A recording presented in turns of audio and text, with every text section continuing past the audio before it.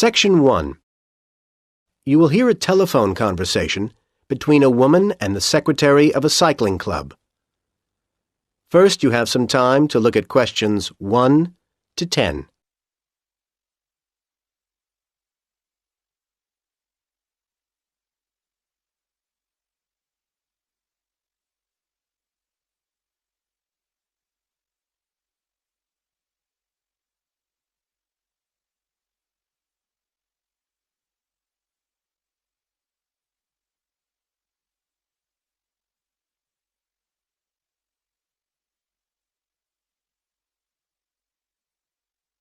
You should answer the questions as you listen, because you will not hear the recording a second time.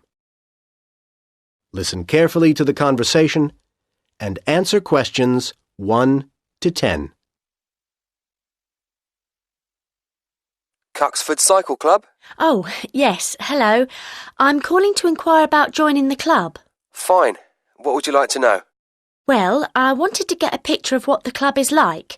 For example, how big it is. Now, that changes each year, of course. Cycling is growing in popularity. I'm sure. So, last year we had nearly 70 members, which was a record in itself. But this year, there are 76 people on the list, and I'd say at least 60 of them come to events regularly. I should think something like 85 is a likely figure by next year. That's bigger than I expected. Yes, there are plenty of opportunities to meet people.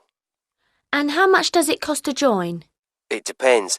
£40 is for standard members, and there are reductions for certain categories. For example, veteran and youth members pay £10 less, £30. And family membership works out at £25 per head. All those charges are per year. And youth means? Under 18. Oh, that covers me, at least at the moment. Then for safety reasons, your application will need to be endorsed, so your teacher or parent needs to sign your form. No problem. So what happens after I've sent the form in to you? We deal with it and get a confirmation of acceptance with a membership card out to you in 3 weeks. And then you're ready to ride. It lasts a year, and we send you a renewal 1 month before it's due to expire. OK. And can you tell me something about the activities you do? Yes, there's a range of things to reflect the varied membership. There are the family rides, which are pretty popular, held every month, and that might get increased to every 2 weeks. I don't know if that's really for me. You might prefer the Saturday rides, which are more popular with the youth members. We don't go huge distances, 100 kilometres or anything like that. 60 kilometres is about average, but the pace is fairly brisk. Let's hope I'll be able to keep up. Oh, actually, there's something I should have mentioned before. We've got to be sure everyone's bike is roadworthy, so you'll need to have your bike checked and obtain a safety certificate for it. Most bike shops will do that for you. Fine. Do you do any longer tours, like holidays? Yes, there's a camping tour at least twice a year. There's one on July the 14th, though it'll get booked up very soon. If you miss that, then there's another on August the 17th. Oh, good. But obviously there's plenty going on before then. You might want to come along on May the 5th. Your membership should be through by then, and that's when we have a picnic. Everyone brings some food to share, and we go out to the hills and eat there. That sounds fun. I'm going to fill in my form as soon as I get off the phone. And a further benefit of membership is the discount with wheels.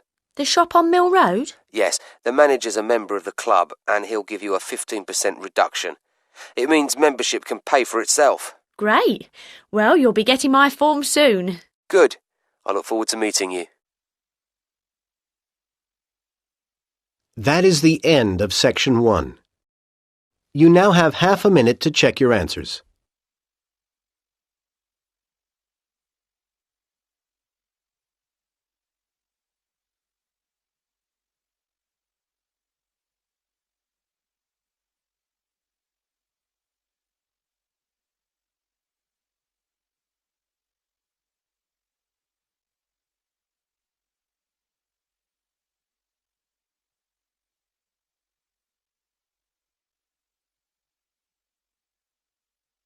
Now turn to Section 2.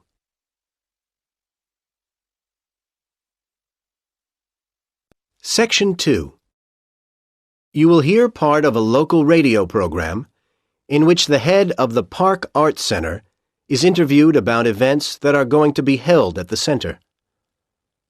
First, you have some time to look at questions 11 to 20.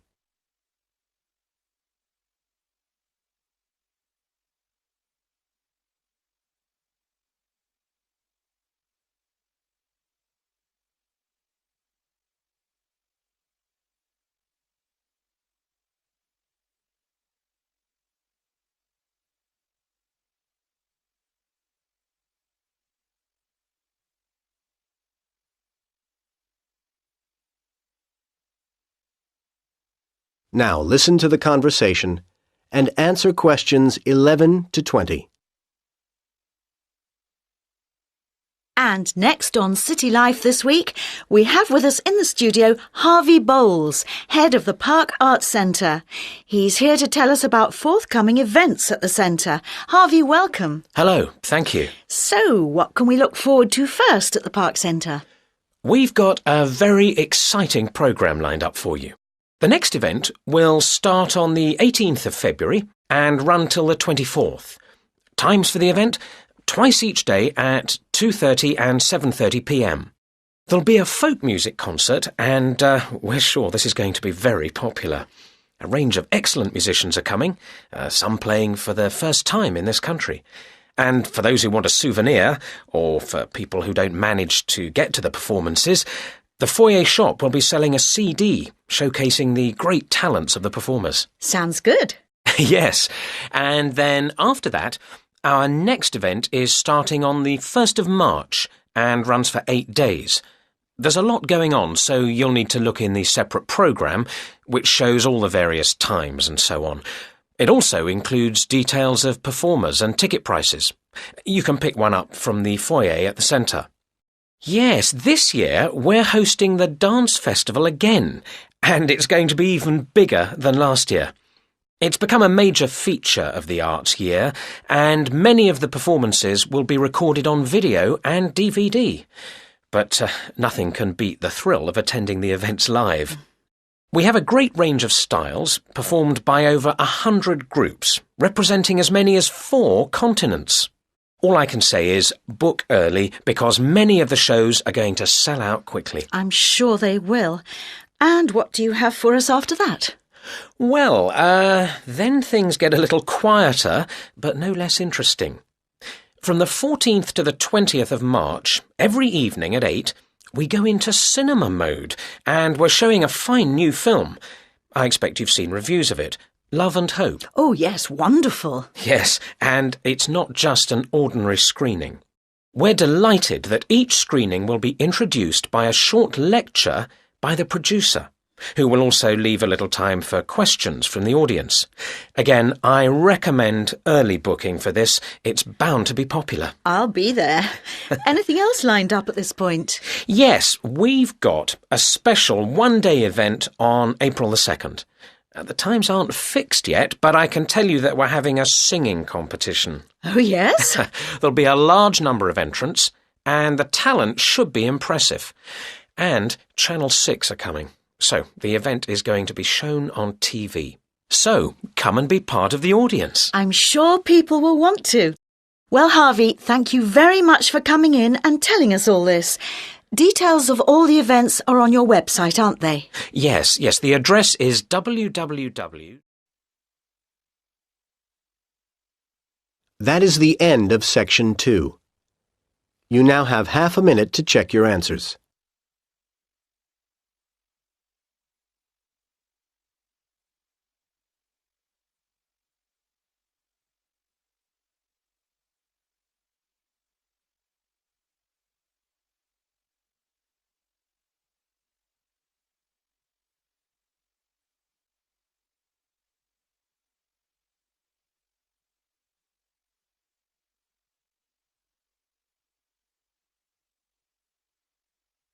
Now turn to Section 3.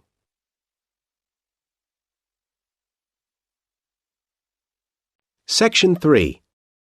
You will hear 3 students, Ben, Jane, and Tom, having a discussion about their architecture and design studies course. First, you have some time to look at questions 21 to 25.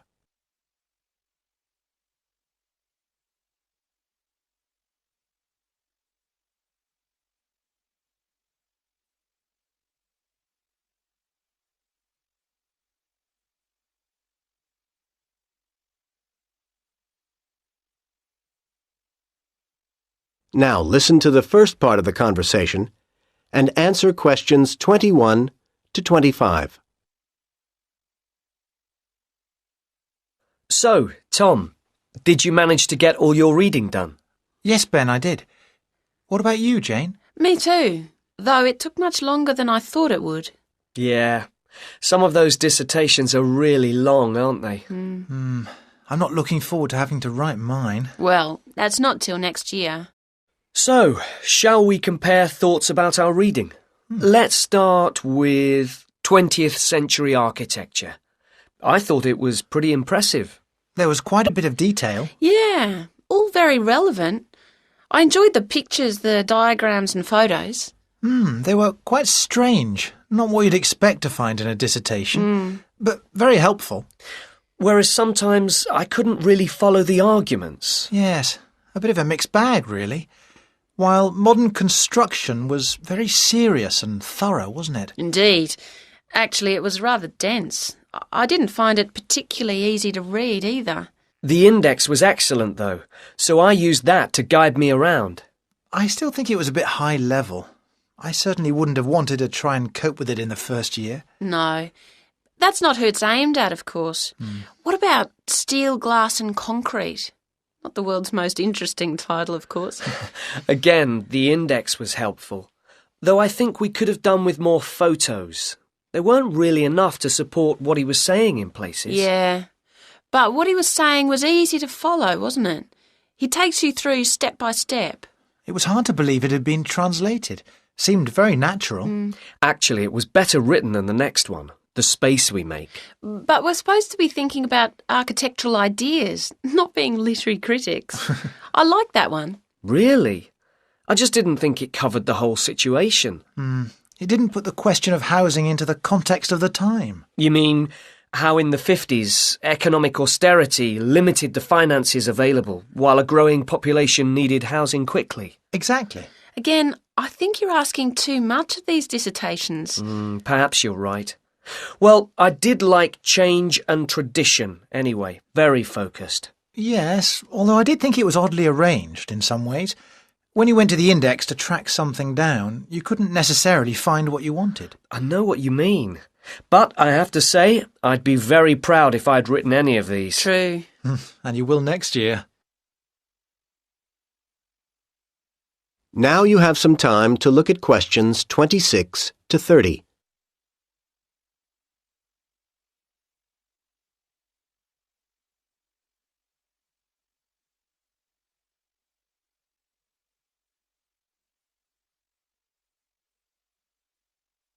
Now listen to the rest of the conversation and answer questions 26 to 30. Never mind next year. It's this year that's the problem. I'm never going to get this assignment done. Yes, you are. Come on, let's make a plan for you. Please. I'm just not sure where to go from here. I could look at city plans, study the layout of housing developments. I think you need a closer focus. The approach to small houses won't necessarily tell you what you want to know. You'd be better to concentrate on large private houses. Study the drawings of those. OK. Though I don't know how much useful detail I'll be able to get from the kinds of plans that are easily available from that period. It's true, they can be limited. But what you could do as a next stage is go onto the web. There's loads of useful stuff there. More detailed plans, you mean? Well, I was thinking more of illustrations, that kind of thing. Do a search for window designs. I'm sure you'll find some good ones. I agree. And not just online. See what you do find there, and then, for your next step, check both campus libraries. I think you'll be able to get hold of books which will give you further information. And you need to know more about typical furniture of the time. This is all very helpful. Thanks, guys. I'm beginning to think I should be able to get something done for Dr. Forbes after all. At least I can see I'll be in a position to tell him the section headings. Well, a bit more than that would be better. Put your outline plan together and give him that to look at. Yes. But I'll still need to keep reading, won't I? Yeah. Once Dr. Forbes has okayed what you've done at that point, you could then go and see Dr. Gray. He's very approachable, and I'm sure he'd be happy to provide you with further references, and then you could take it from there. That'd be really useful. Well, thanks again. Let me get you both another coffee. That is the end of Section 3. You now have half a minute to check your answers.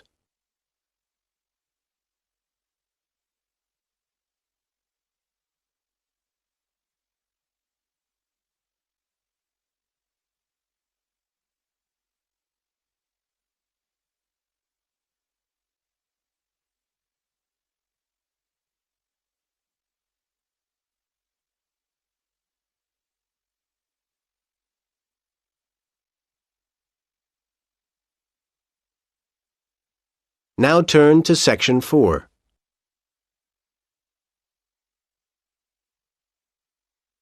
Section 4. You will hear part of a lecture about the early history of cinema. First, you have some time to look at questions 31 to 40.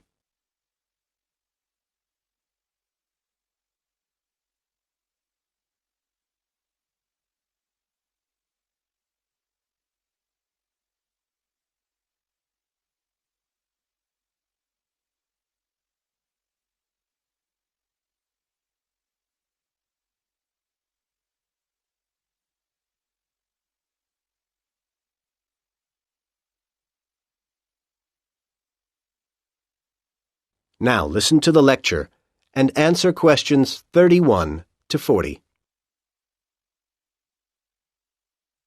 Now, we all take the wonders of the cinema very much for granted these days, but cinema really is a very recent phenomenon. It has moved from its origins in the simple still camera to the dazzling computer-generated graphics of today in little over 100 years. Perhaps the real beginning of cinema was the cinematograph, a moving camera invented by the Lumiere brothers. As the excitement at the early screenings of short, simple moving pictures spread, competition developed rapidly, and soon cameras such as the American Biograph were on the market. Advertisements asserted that the Biograph did not shake as much as the cinematograph. Meanwhile, permits were required for outside filming, and import licenses were difficult to obtain for equipment, and there were other difficulties for cameramen. When the Lumiere brothers went to film the crowning of Tsar Nicholas II in Russia in 1896, the camera's ticking noise led people to believe it was a bomb. Although this confusion was resolved, disaster struck at the ceremony when a stand of spectators collapsed and the huge crowd panicked. The cameramen kept filming. It was the first time such events had been filmed, and this marked the beginning of a new concept of journalism. Well, the technology continued to develop rapidly, and often secretly. The thrill of invention and the prospect of riches to be made drove experimenters along. But historians of cinema face difficulties in establishing if an apparatus functioned in the way that its makers asserted. Everyone was keen to say that their machine was the best, of course. In some cases, however, we do have reliable records or evidence in the equipment itself, and then we can see the details of the evolution of the technology. By about 1890, for example, the Frenchman Marais had arrived at results of startling clarity in sequential images. He also had the idea of recording images on a long strip of paper that unrolled in front of the lens instead of on separate plates, but he found it impossible initially to ensure that this strip would have regular movement. As we step into the 20th century, however, we see much progress has been made, and there are many examples of what we would today recognise as films. Questions of the art form were now as important as questions of what was technologically possible, and filmmakers searched around for ideas to draw on.